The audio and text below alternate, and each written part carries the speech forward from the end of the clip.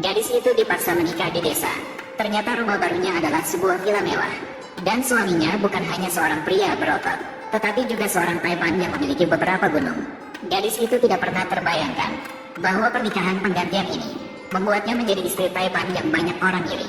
Ternyata yang seharusnya bertunangan dengan pria itu adalah kakak gadis itu. Namun ibu tiri jahat mengetahui bahwa pria itu adalah seorang petani kasar dari desa. Maka ia memaksa gadis itu untuk menikahi pria itu sebagai gantinya kakaknya.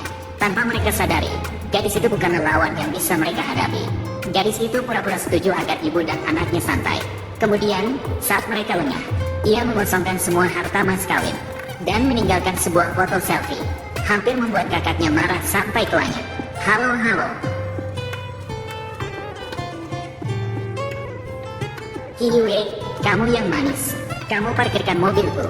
Kembalikan perhiasanku. Namun gadis itu baru saja tiba di rumah tunangannya. Pembantu memberinya peringatan. Dengan sombongnya berkata dari mana asalnya. Pergi kembali ke tempat asalmu. Gadis itu langsung tahu bahwa pembantu ingin menggantikannya. Saat keduanya hampir bertengkar, pria itu baru saja selesai bekerja di ladang. Gadis itu melihat pria itu dengan jijik. Dia yakin dalam hatinya bahwa pria itu hanyalah pria botak.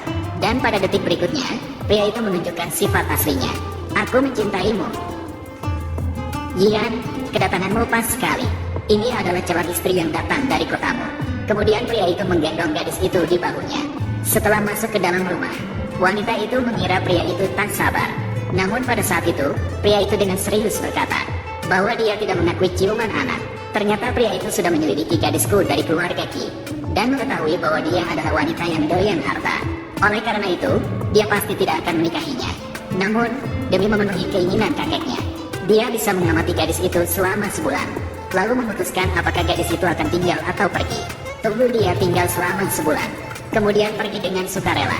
Hidup di desa tidak sesuai untuk gadis kaya seperti dia. Kemudian pria itu mengeluarkan 100.000 yuan dan melemparkannya ke meja, menunjukkan bahwa itu adalah biaya hidup gadis itu selama sebulan. Gadis itu terkejut dan langsung berlutut di lantai. Melihat mata wanita itu berbinar, pria itu yakin bahwa dia benar-benar wanita yang doyan harta. Tapi ada satu hal yang harus kukatakan.